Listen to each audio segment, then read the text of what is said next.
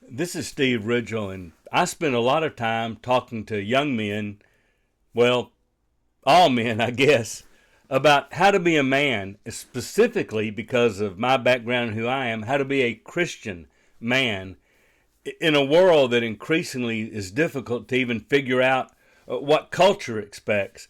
Because we live in a culture that says there may not even be gender identity. You can be male or you can be female or you can change it or you can identify differently. Men who compete as women, and I suppose women who will compete as men, and if you want to be really blatantly honest, the only fair way, the way they say that everything's got to be equal, is just say everybody competes against everybody. Now, I've got granddaughters. I would hate to see them have to compete against young men.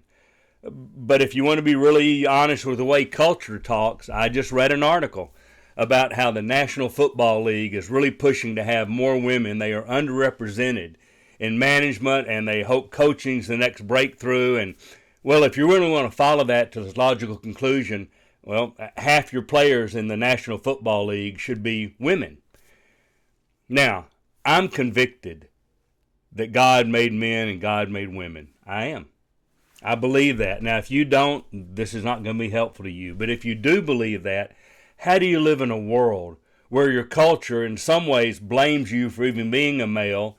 What you hear about masculinity is how toxic you are. How do you learn to be what God expects his men to be? So I spend time, and here's the first thing I tell all men, but especially young men. In a world like this, how do you know what God wants you to be as a godly man? And here's the first thing. The first test of a real man is what you do about Jesus. Because there is still something in men that says, I ought to fix things. I ought to be able to do this and do that and control that. And the truth is, when you talk about coming to Jesus, the first thing you do is give up yourself. And that's hard for a lot of men to do. Because the essence of Christianity is to say, I can't fix everything that's wrong with me, wrong with my family, wrong in this world. It needs someone bigger, and that I believe to be Jesus. That's the first real test of Christian masculinity. What it means to be a Christian man is to look in the mirror and say, I'm not in charge and I can't fix things, but I do have real purpose when I get up in the morning. And I do have a real function in my life. And that function is to lead my family spiritually. I believe men have that responsibility. So it starts with what you do about Jesus.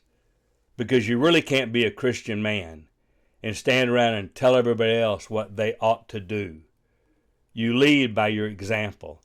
So I'm going to tell you, if you want to be a Christian man in a culture that doesn't think much of men, you start by making the decision to die to yourself, to surrender yourself, and to follow Jesus. And he'll give you purpose, and he will make your life complete. So, if you want to be a real man, give it all to Jesus. That's where it starts.